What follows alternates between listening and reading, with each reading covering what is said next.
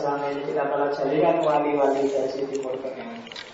Jadi wali itu ya orangnya yang pakai serban, bawa tasbih, terus baca wirid terus, itu kan wali-wali yang kita kenal selama ini. Tapi jangan-jangan di antara mereka para filosof ini ada juga wali-wali, cuma wali untuk kaumnya. Kalau di Ibnu Arabi wali itu ada sekitar 35 jabatan wali seluruh dunia, yang itu gonta-ganti terus, orang yang meninggal ganti lagi, mulai wali kutub, wali abdal dan seterusnya sampai 35. Ada yang satu jabatan itu dijabat oleh 100 orang seluruh dunia, ada yang 4 orang, ada yang 8 orang, ada yang sampai 35. Jadi jangan-jangan kamu nggak sadar sebelahmu itu wali, ketemunya di sini, atau siapa itu wali nggak kenal. Kadang-kadang walinya sendiri nggak ngerti kalau dia wali. Ya, ada wali-wali yang dia nggak tahu, jangan-jangan kamu itu wali, cuma dititipi Allah sesuatu, diamanati Allah untuk jadi iktibar, jadi hikmah bagi dunia, cuma kamu sendiri nggak ngerti. Jangan-jangan kadang-kadang orang paling jahat di dunia itu sebenarnya dia wali, karena dia dititipi hikmah biar orang-orang belajar jangan sampai kayak dirinya. Wah, itu Ibnu Arabi yang mikir kayak gitu. Jadi ya, kita tidak perlu gaya, tidak perlu sok mencela orang, apalagi nuduh-nuduh orang, apalagi ngafir-ngafirkan orang. Jangan-jangan yang kita anggap jelek, kita anggap kurang ajar, kita anggap nggak beres, itu sebenarnya itu wali. Dia mengajarkan sesuatu pada kita tapi kita nggak sadar. Sebenarnya kita ngambil hikmah banyak dari dia. Nah itu wali, termasuk dari para filosof barat. Maka belajar apapun tentang apapun itu nggak ada ruginya, karena ilmu Allah itu kan seluas lautan, wawasan kita hanya setetes. Itu pun kalau nyampe. Oke, Rousseau bisa dibilang lahir dari keluarga broken home. Bapaknya tukang jam, tukang arloji, tapi setengah preman. Kerjaannya bikin rusuh di pasar-pasar, rada preman. Ibunya sebenarnya agak bangsawan, cuma ibunya ini meninggal ketika melahirkan Rousseau. Jadi dia keluarga broken home. Semua kakak-kakaknya nggak tahan hidup sama bapaknya. Satu-satunya yang terpaksa hidup sama bapaknya itu Rousseau. Jadi dia tiap hari harus makan hati hidup sama bapaknya yang jadi kayak bahasa Jawanya apa ya, bapaknya itu kadang sangat sayang sekali sama Rousseau, kadang juga sadisnya luar biasa. Jadi Rousseau sejak kecil hidupnya menderita. Cuma karena dia berasal dari keluarga yang agak terpandang dari Swiss, meskipun dia tinggalnya di Perancis, ya dia kalau urusan harta dia cukup lah lumayan. Dan ini nanti berpengaruh besar terhadap gaya hidupnya, gaya berpikirnya. Yang pertama yang jelas, Rousseau ini orang yang introvert tapi narsis. Iya ya, menggambarkan orang introvert tapi narsis. Ya mungkin kayak kamu yang kalau diajak ngobrol agak malu-malu gimana, tapi kalau posting di Facebook itu bahaya. Nah itu introvert tapi narsis. Jadi Rousseau itu agak pendiam, suka menyendiri, suka pokoknya enggak terlalu involved dengan dunia sosial, tapi dia narsis. Bahkan gila, ada yang bilang Rousseau ini agak punya, dalam tanda petik loh ya, kelainan seksual. Dia seorang eksibisionis. Jadi eksibisionis itu ya kamu ngerti sendiri, dia tiba-tiba senangannya memamerkan barangnya yang paling berharga pada orang lain, khususnya pada lawan jenisnya. Itu agak makanya tak bilang orang-orang filosof pada itu kadang ya aneh-aneh. Dia eksibisionis, dia terus keahliannya yang paling tinggi sebenarnya adalah nulis novel, nulis ilmiah, pokoknya nulis. Dia jadi terkenal sebenarnya karena tulisan-tulisannya beberapa kali menjuarai lomba karya tulis. Jadi kamu yang pintar nulis atau rajin nulis, jangan takut, siapa tahu kayak Rousseau, gara-gara tulisanmu kamu jadi orang besar. Karena dia ahlinya memang nulis, itu Rousseau. Introvert, eksibisionis, narsis itu dia pokoknya pengen dipuji, dia pengen orang selalu memperhatikan dirinya. Sehingga dalam banyak tulisan kadang-kadang dia ngarang sendiri tentang gimana saya ini orangnya menderita, orangnya susah, saya punya banyak penyakit, saya bertahun-tahun nggak bisa tidur, saya kok senangnya gitu. Mendramatisasi hidupnya sendiri terus diungkapkan dalam tulisan biar orang tertarik pada dirinya, selalu perhatian padanya, jadi agak narsis. Jadi cuma ya, nggak ada apa-apa aja ya. Kalau kamu di Facebook gitu loh, wah lagi galau nih, lagi itu kan orang dari nggak perhatian jadi perhatian. Terus semuanya komentar, kenapa? Ada apa? Terus jadi kamu perhatian padamu. Padahal orang ini apa-apa, cuma biasa aja. Itu gayanya rusuh sebenarnya. Jadi nggak ada apa-apa ya, seolah-olah ada masalah. Terus cirinya lagi dia ini agak apa nih? Bahasanya Mario Teguh itu womanizer. Womanizer itu nek basa Jawane rodok-rodokan. Senengane petualangan sama perempuan-perempuan aristokrat zaman itu, rodok playboy, itu Rousseau. Meskipun dia sendiri cerita saya sebenarnya punya kelainan, tapi ya dia sukanya diperhatikan lawan jenisnya. Jadi dia melakukan banyak hal, banyak cara, banyak trik agar selalu jadi pusat perhatian. Itu Rousseau. Tapi di luar semua itu sebenarnya dia adalah tokoh besar. Pengaruhnya luar biasa membentuk dunia modern dan bahkan dunia pasca modern. Banyak orang yang sadar atau tidak sebenarnya dipengaruhi oleh Rousseau, termasuk khususnya dalam dunia sosial dan politik. Kita lihat satu-satu. Ada dua jargon dari Rousseau yang sangat terkenal. Jadi dua semacam kata mutiara di bukunya yang dikenal orang. Nanti terakhir tak kasih lagi satu, tapi yang kita sebut dulu dua. Jadi yang pertama adalah katanya Rousseau, segalanya baik ketika keluar dari tangan sang pencipta, tapi segalanya memburuk di tangan manusia. Jadi kita itu aslinya dulu baik, diciptakan Tuhan itu fi ahsani taqwim, fitrah suci luar biasa, tapi terus rusak. Yang rusak ya kita sendiri manusia. Jadi semuanya begitu original dari Tuhan, yang awal itu sip, kualitasnya bagus, luar biasa. Tapi terus begitu kita menjalani hidup, berhubungan dengan orang lain, kita sendiri membentuk hidup kita, terus pasti akhirnya terus jadi rusak. Jadi dalam teorinya Rousseau, hakikatnya manusia itu bagus, manusia sendiri yang merusaknya. Dan 99% yang merusak manusia itu ya dunia sosialnya. Terus nanti satu-satu akan kita jelaskan itu.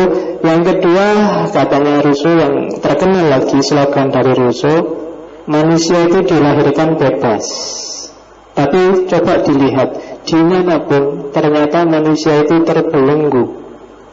Kamu sadar atau tidak, kamu yang merasa bebas sekalipun, tapi sebenarnya kamu sedang terbelenggu oleh konsep-konsepmu sendiri, oleh nilai-nilai yang kamu anggap benar, oleh aturan-aturan masyarakat sekelilingmu, oleh banyak sekali yang membelenggu kamu.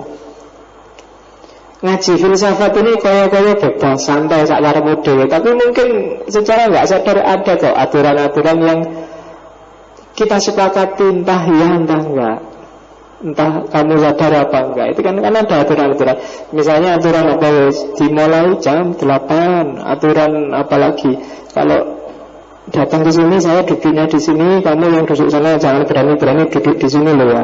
Ya itu kan kayak semacam aturan. Apa enggak boleh kamu tiba-tiba duduk di sini dan saya di situ aja ngadep ke sana? Ya bisa aja, tapi kan ada konsensus yang kita enggak sadar, yang membelenggu kita bahwa pokoknya saya di sini, kamu di sana.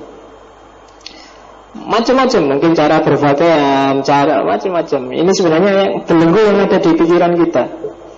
Jadi kita itu hakikatnya bebas, tapi kita sendiri yang membelenggu diri dalam banyak hal.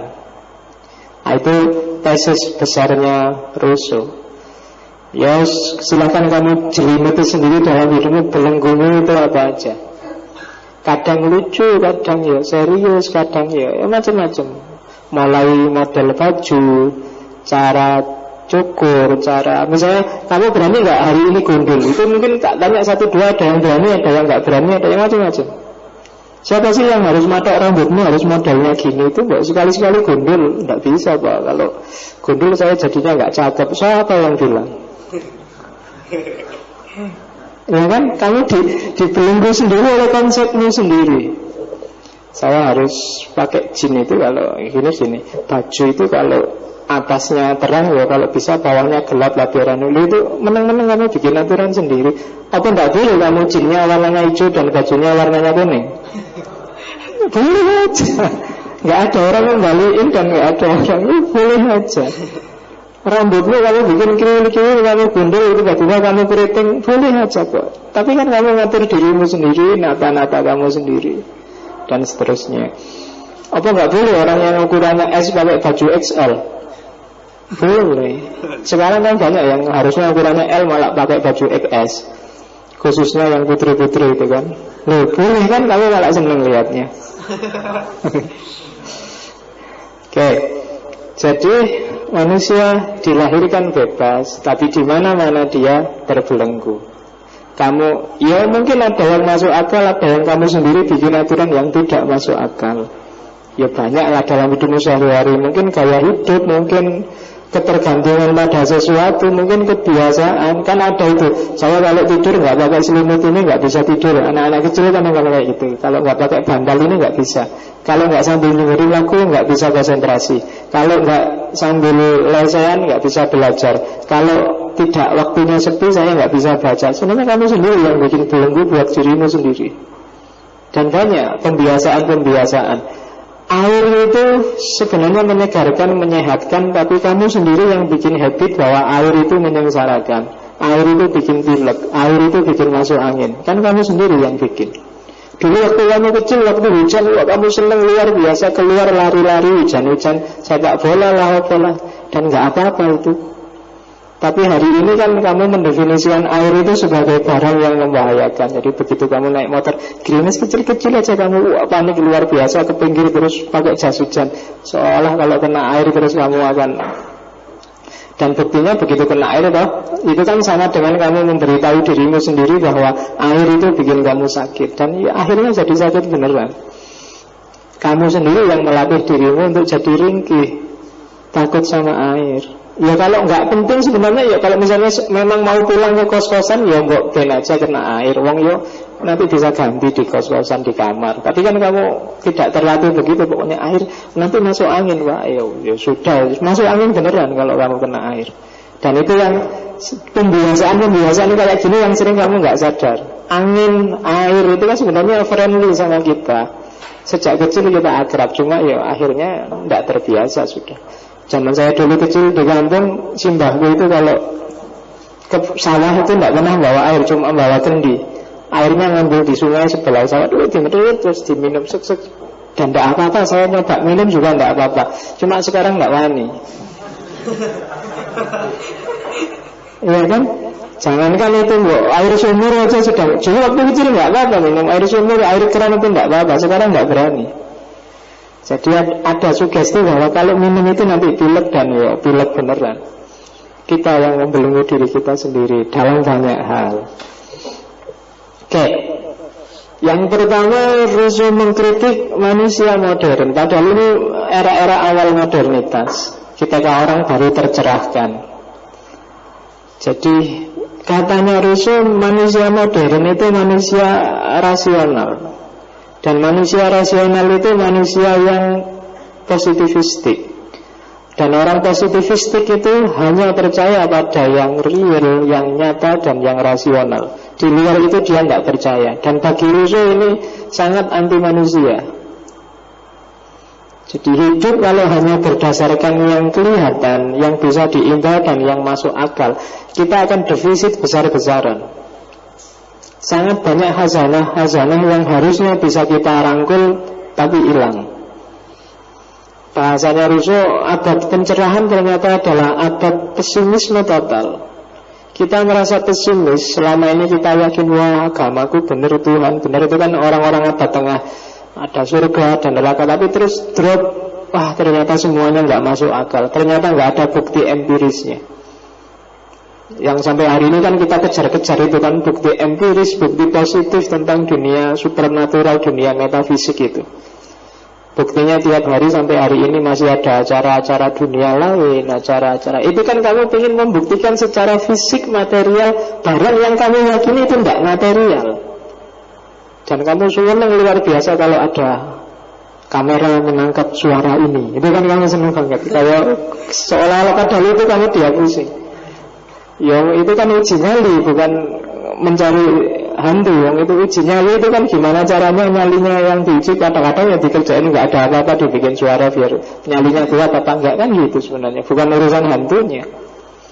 Makanya mesti kan ujiannya kamera menangkap suara ini. Tapi nggak berani dia bilang ada hantu lewat, kan nggak berani karena itu bikinan dia sendiri. Kalau di teratas itu cuma uji nyalinya yang sedang uji nyali kok, nggak ada hubungannya sama hantunya. Dan itu sebenarnya membuktikan secara positivistik hal-hal yang sebenarnya dia tidak positif. Oke. Jadi ada pesimisme akhirnya. Orang-orang beragama, orang-orang yang semula punya keyakinan, punya belief, dunia timur yang eksotis, yang tidak terukur pakai rasio dan pakai empiris, terus jadi ngelokro. Iya ya, kita ini kok kalah maju sama barat ya, kita ini kok kalah jaya sama barat. Akhirnya begitu. Kenapa? Karena kita mengukur peradaban kayak barat. Kemajuan diukur secara fisik dan rasional. Padahal apa iya sih? Maju itu hanya itu ukurannya. Tapi kan kita sudah dimakan oleh itu. Maju itu kalau sudah bisa bikin pesawat, maju itu kalau sudah bisa pendapatan per kapitanya sekian. Maju semuanya ukurannya materi dan bahkan ekonomi. Oke. Dan itu menghancurkan manusia sebenarnya. Kita makanya ada tokoh mazhab Frankfurt, Marcuse, yang bilang orang melihat hanya dari satu dimensi, one dimensional man. Seolah-olah kalau sudah bisa bikin pesawat, kalau sudah pintar matematika, kalau tekniknya sudah canggih, dialah orang yang maju. Oke. Dan itu saya kutip dari bukunya Rousseau. Kemajuan ilmu pengetahuan dan kesenian ternyata hanya menghasilkan ketidaksungguh-sungguhan, kemunafikan, kecongkaan, dan kesombongan umat manusia. Jadi orang pintar biasanya terus cenderung jadi congkak, jadi sombong. Dia merasa bahwa dialah yang menguasai realitas, dialah yang bisa membaca kenyataan, dialah yang bisa mengidentifikasi persoalan. Semakin pintar orang biasanya semakin gaya. Semakin dia merasa, loh, aku loh bisa paham. Apalagi kalau sudah profesor. Ya kan, karena ada anekdotnya. Pokoknya profesor itu hanya punya dua hukum. Hukum yang pertama, profesor itu nggak bisa salah. Hukum yang kedua, kalau profesor salah, lihatlah hukum yang pertama.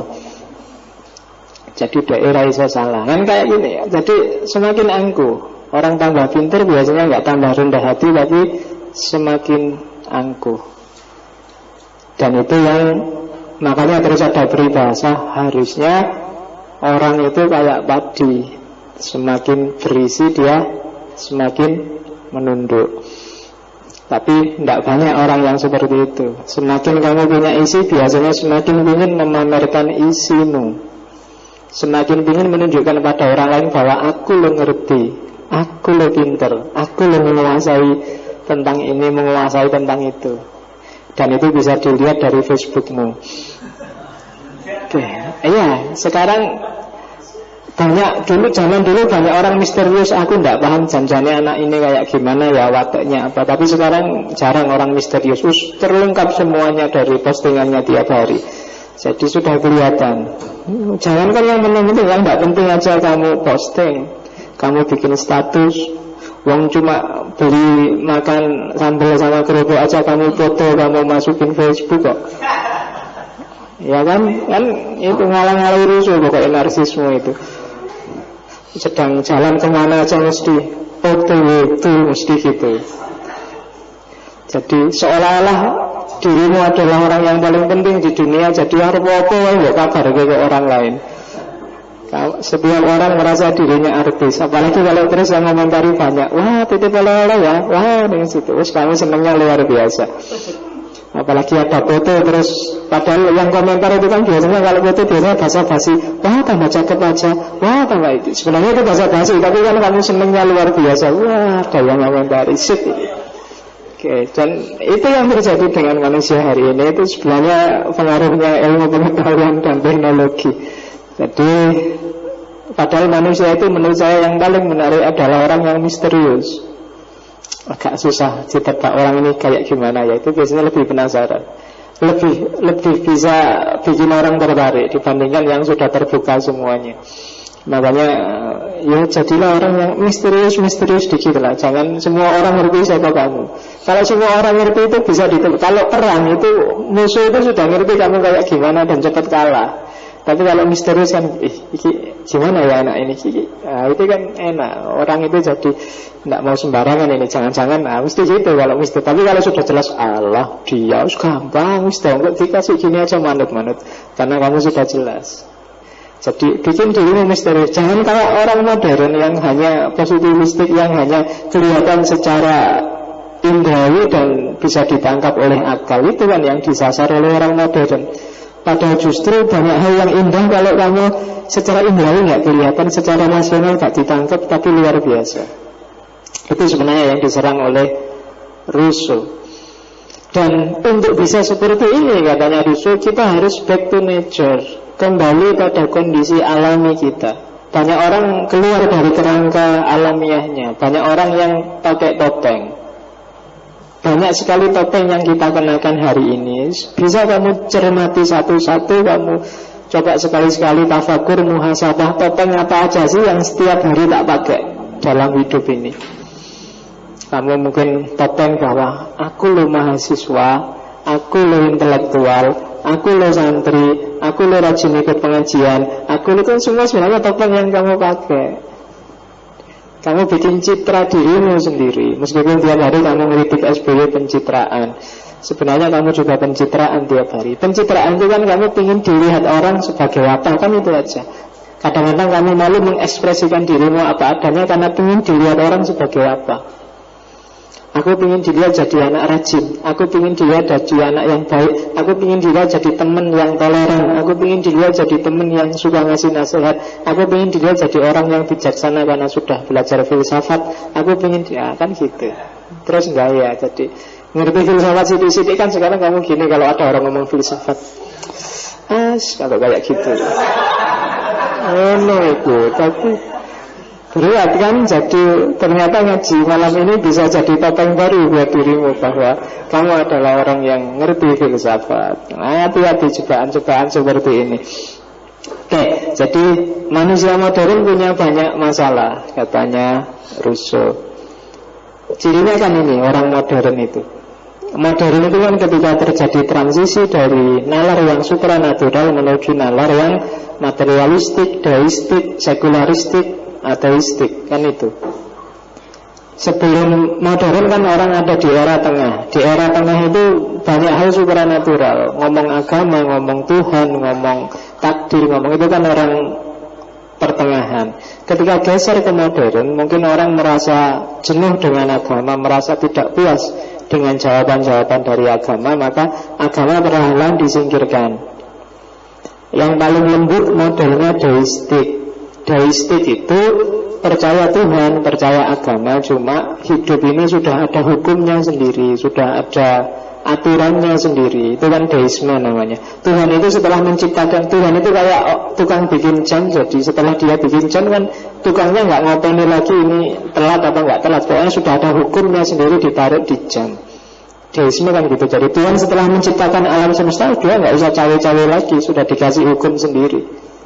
Alam sudah jalan sesuai kodratnya, manusia juga sudah jalan sesuai kodratnya. Nanti akhir zaman Tuhan tinggal menghisap, kamu benar nggak ikut kodrat yang bagus, atau jangan-jangan kamu milih kodrat yang jelek, kan itu aja. Jadi mungkin setelah menciptakan alam, Tuhan itu kembali lagi ke kantornya santai-santai nonton-nonton TV atau nunggu sampai kiamat. Enggak. Nah, itu kan kayak gitu. Itu deisme. Kalau kita kan enggak, Tuhan itu ya setelah menciptakan terus diawasi, terus kalau ada yang kan gitu. Tapi kalau orang deisme enggak, ya setelah menciptakan selesai sudah. Tuhan pergi, enggak ngapain lagi, sudah dikasih hukum. Jadi Tuhan sekarang sedang santai-santai. Nah, pokoknya ngerokok di ruangannya lah, nunggu kiamat. Begitu kiamat dia, ayo kamu ngapain tadi? Nah, kan gitu. Pas tak tinggal kamu ngapain aja di dunia, kan gitu. Nah, itu deistik namanya. Kalau sekularisme, ya percaya Tuhan, percaya agama. Cuma agama Tuhan itu urusannya langit lah, yang dunia biar urusannya dunia. Itu sekuler. Kalau ateis tidak percaya. Kalau materialis, ya yang dipercaya hanya materi. Dan itu pergeseran besar dari abad tengah ke modern, melahirkan cara berpikir yang deterministik. Deterministik itu ya kayak tadi, alam ada sunatullahnya, manusia ada kodratnya. Yang supranatural tidak ada tempat. Hidup ini sudah ada logikanya sendiri, sudah ada polanya sendiri, sudah ada modusnya sendiri. Sudah tidak ada tempat bagi supernatural, bagi yang gaib-gaib, yang itu tidak ada. Hidup itu terukur dan masuk akal. Saintisme sudah jelas, positivisme, dan juga rasionalisme instrumental. Rasionalisme instrumental itu akal hanya dipakai untuk melayani kepentingan manusia. Jadi bandingkan dengan konsep akalnya para filosof Islam abad tengah misalnya, akalnya nggak cuma instrumental, akal itu substansial. Tapi di era modern, akal itu jadi cuma instrumen, akal itu jadi cuma alat untuk menjustifikasi kepentingannya manusia modern. Itu nanti kalau di filsafat ada yang mengkritik rasionalitas instrumental itu, misalnya Habermas dengan konsep tandingannya namanya rasionalitas komunikasi. Ya, nanti kita akan ketemu Habermas pelan-pelan. Tapi ini yang dikritik oleh Rousseau sebenarnya. Manusia jadinya nggak kayak manusia. Manusia jadinya kayak robot, mekanik. Softwarenya namanya akal, hardwarenya fisik panca indera. Jadi ya jadinya sedih Rousseau. Padahal intinya manusia kan bukan itu. Intinya manusia kan ada pada jiwanya, pada rasanya, pada emosinya. Dari situ terus Rousseau mengeluarkan pikiran-pikirannya yang sangat terkenal.